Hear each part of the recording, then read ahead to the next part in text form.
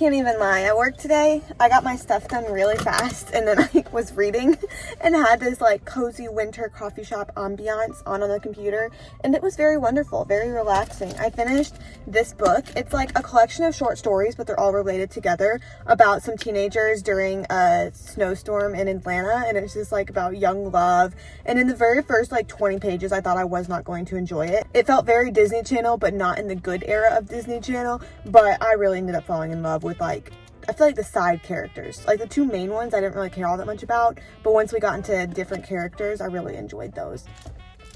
But hi, welcome to a Saturday. As I mentioned, I just got done with work. It is 11 right now, and I'm going to head back into town, do my little commute, because I'm stopping by the library to return a couple books, and then I'm also getting my nails done today, because it has been a moment. It's been a moment since I've gotten them done. I'm kind of excited to do something holiday themed. Probably a dark green is my guess of what I'm going to get done. But yeah, welcome to the vlog. I'm trying to vlog quite a bit in December. I feel like I always am already kind of vlogging quite a bit, but I'm trying to really get that content in the spirit of Vlogmas, even though I'm not actually doing Vlogmas. So I hope you're doing well today, and I'm excited that you're here with me.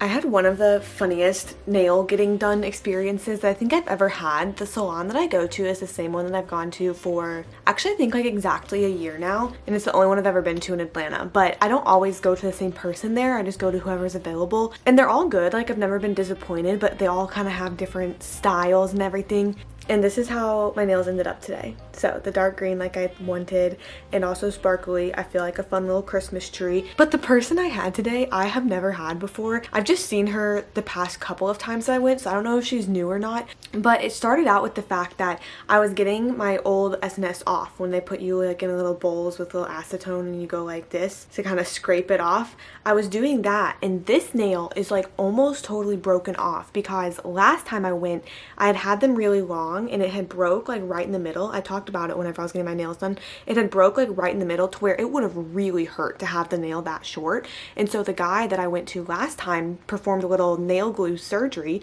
and kind of glued it up to strengthen it up so it didn't come off. But then was like, when it grows out, like it's going to fall off just because that part's not attached to you anymore. And I was like, okay, sounds good. Like, thank you for saving me a lot of pain, because it already hurt enough just having it broke, but I didn't want to have like no fingernail on my finger. But that being said, that was last month, so now it's grown out, and so whenever I'm doing this, I can tell that nail is like pretty loose and it's starting to come off. And so I show her once I'm done, and it's from probably like here up, it's barely attached. Like, it's attached by like the teeniest little piece of nail, to where I was ready to just kind of pluck it off, you know? And I showed her because I was like, oh man, like this one was broken off last time, like no worries, like this one can just be short, or we can do a tip or anything. And she looked me dead in the eye and she goes, no, we are not having that problem today. And she gets out the nail glue and uses my own nail to essentially like attach as a tip. Like, this nail is like not attached to me from here up. It's like I got a tip, except it's just my own nail. So we started off with that, which I was like, okay, that actually ended up working out really well. And I really just thought I was going to have a little baby nail over here for this one. But then she's like shaping them and everything, and she asked if I want them any shorter. And I was like, yes, I'd like them cut down a little bit, because now I'm traumatized from having them go too long because of that whole nail break situation. And she like takes my hand and looks at it. She goes, nope, pretty or long, and then just does them. And I'm never like too picky about my nails either. Like, there's definitely been times when a whole nail's been crooked or just something like that, and it's like, well, okay, like this month's my crooked nail month, and so I'm not bothered by that type of thing. But I was kind of thinking, like, there are definitely some people who would come in this and they would say, I would like it cut shorter, please. She would tell them no, and that would like obviously really frustrate them, because it's like, what do you mean no? Like, I want my nail cut and you're not gonna cut it? Yeah, but no, she did not want to cut my nails. She wanted them long and pretty, so I was like, honestly, sounds good, you're right, they are long, and I do feel like they turned out really well. There was definitely some love and personality poured into these nails. My pointer fingers have been uneven for the past like 2 months, and I forgot while I was in there, so I didn't even have her fix it, if she would have cut it to make it be make it be even. But I do feel like that was my first wellness activity that I fit into December, because I had the goal of having 5 wellness activities along with some other things fit into December. But there is something, even though it's not like spa relaxing, there is something nice about just sitting there, you know, having your little nails attended to, not being distracted by anything, just kind of relaxing. That is pretty nice. So that was my first wellness activity. And then the second thing that I wanted to catch you up on while we're sitting here is give you a little like TBR of what's coming up, of what I'm reading. I really I've always been in love with reading, and it's definitely waxed and waned with the amount that I can read, but I have been extra falling into love with it recently, and like feeling the desire to talk about it and share the books I'm reading and share all my plans for the books I'm reading and everything. And it's gotten to the point a little bit where I have like been cutting out clips of some vlogs because it's like, Anna, you're going so in depth about books when that's like not the channel that I am. But to the point where part of me has been like, okay, so start a book channel. And then reality sets back in where it's like, I'm already so busy with one channel. I do not think I would be balancing two very well. So for now, I'll just keep sprinkling the little tidbits of my book talks into here. There was also, I was like, well, I could start a bookstagram, because that could be like the best of both worlds. I don't know. The thoughts are circling. I have my TBR, but I also want to show you that I've been doing some like bullet journal spreads related to books that have just been scratching a deep itch in my brain. This one I showed during my reset video, but basically it was my goal of how many pages to read each day of December and a little bit of November left over up here in the books that like I wanted to get through, which I am ahead of on now because right now it's the 3rd, so I'm technically supposed to be on day 2 of Local Woman Missing, and I have finished that like last week, and I've also read a whole book that wasn't on this one, so I'm pretty ahead of this. But I just love like coloring in the squares. Purple is early, blue is on time, and green is late. And then the days that are bordered are the days that I finished books. There's just something about it that just, like I said, scratches that deep itch inside. But then I've also been looking at reading challenges that are coming up for the new year. So Pop Sugar always has a reading challenge.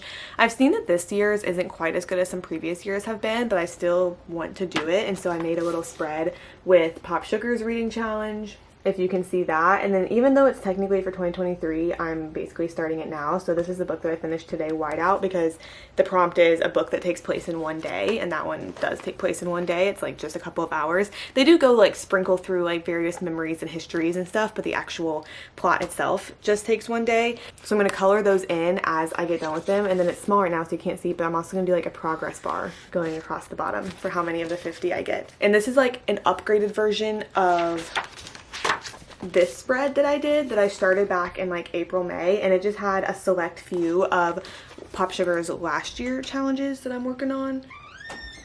Trying to interrupt the vlog. You're like a little crab scuttling. No, you have to come further. The scuttle wasn't caught. I'm showing the spreads that you've been working on for the last 2 hours? Yeah. This one, you might appreciate this one. This one I created in like May as well. But it was my YouTube growth, and I've been filling it in sporadically. It's a little like, is that like a temperature thing? Like, I don't know what shape that is. A thermostat? Yeah, thermostat. But I just updated that recently, so it's pretty accurate to the current YouTube growth. This was when I was planning May content. I really need to get into bullet journaling. This is wonderful. Super fabulous. This was at the end of grad school whenever I was overwhelmed and needed like a weekly layout so I could understand where I was going to be and when. What you got from Lulu? No, I haven't shown what I got from Lulu. Zach got me this shirt from Lulu. This is the other book challenge for next year, and this one it's like for a month, and so I think I'm gonna wait to do it until the actual months. But I don't even know the Instagram person who made this one. I just found the challenge and really liked it, so I started following them. So maybe I'll fall in love with them as the year goes on. But that's the other challenge for 2023. Should I start a booktube? So the upcoming TBR, These Silent Woods by Kimmy Cunningham Grant, which is a book club book for me, but no electricity, no family, no connection to the outside world. It's about a dad and a daughter who live in isolation in the northern Appalachian woods. His daughter is starting to push back against the isolated lifestyle that they live, but the dad is still haunted by the painful truth of what it took to get them there. The only people who know they exist are a mysterious local hermit and the dad's old friend who visits each winter to bring them food and supplies, but this year the friend who brings them supplies doesn't show up, and so it sets off an irreversible chain of events that reveals just how precarious their situation really is. So that'll be interesting. I kind of thought it was more thriller-y, but maybe it's more like survivalist? I don't really know. But this is coming up next. I'm going to start it today because it is the book club pick for the month. I want to slowly start working through this. This is Brene Brown's Atlas of the Heart, but it's really beautiful inside. I'm pretty sure it's like she goes through different emotions and like what they mean, and so I kind of want to work through it slowly so that I can kind of chew on it as I do. But there's pictures big quotes, so I'm really interested in it. Now I tried to order the rest of these so that it wouldn't be like too much of one thing, like there can be like breaks in genres and everything. This one is The Net Beneath Us by Carol Dunbar, and I've read like the first chapter of it, but it's about a husband who passes away in a logging accident that happens like in the first 5 to 10 pages, leaving a wife who did not grow up like in the country and their 2 children. And so she has to navigate like relationships with the small town that she's kind of still an outsider in, has to navigate like her relationship with nature and being able to live off the land. And so she's having to like discover her own capabilities and accept the help from people who love her, all while like appreciating the trees that her husband loved so much. So I think it'll be cool, and it really is a cool cover, which is kind of what drew me to it as well. After that, I'm going to read the second Will Trent book by Karen Slaughter. This is the one that I read the first one of last month, and it was super gory and twisty and uncomfortable to read, but also was really good. And she's an Atlanta-based author, and I like reading things in Atlanta, so I'm gonna read the next little installment. In this one, it's a teenage girl who has been savagely murdered in her bedroom in Ainsley Park, which is an upscale neighborhood in Atlanta. It's actually one of the neighborhoods that I've babysat in before. Oh, her mom stands amid shattered glass, having killed her daughter's attacker with her bare hands. And so now the detective Will Trent, who's the one that we follow throughout the series, comes to the scene and he sees something that the Atlanta Police Department is missing, something in the trail of blood and a matrix of forensic evidence and in the eyes of the stunned mother. When another teenage girl goes missing, Trent knows that this case, which started in the best of homes, is about to cut quick and deep through the ruins of perfect lives broken wide open where human demons emerge with a vengeance. See, they're interesting. They're interesting. I can't do too many crime books, but they're interesting. Next comes a thick one, because there's something about me that just likes historical fiction about women. But this one is The Fountains of Silence by Ruta Sepetys.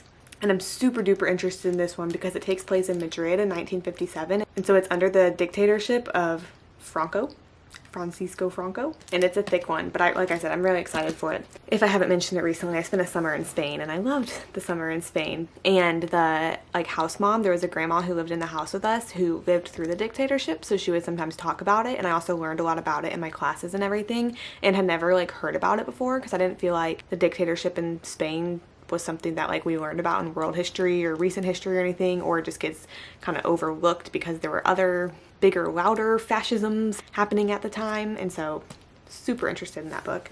Coming up next is a little Christmas book that I bought for $2 at Half Price Books. Spend a festive Christmas in the English village of Ivy Hill as divine hope, friendship, and unexpected romance work their magic.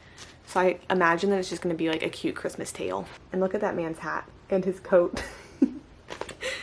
After that, I'll read The Girl on a Train, which is a very well-known book. I feel like I always hear about it. I don't know when it was published, but it's about a girl on a train who watches a couple who's always on the same train as her, it seems like, but then she sees something shocking only a minute until the train moves on, but now everything's changed. Unable to keep it to herself, Rachel goes to the police, but is she really as unreliable as they say? Soon she is deeply entangled not only in the investigation, but in the lives of everyone involved. I feel like it's a modern day kind of classic, sort of.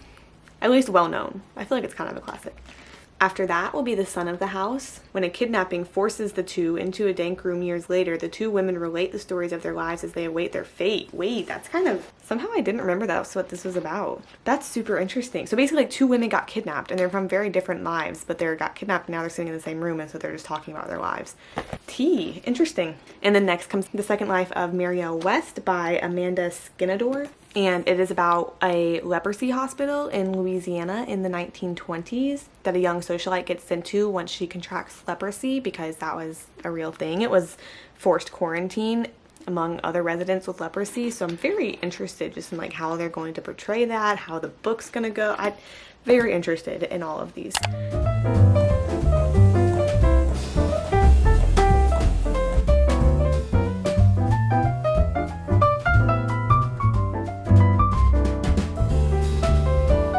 Another day in jail.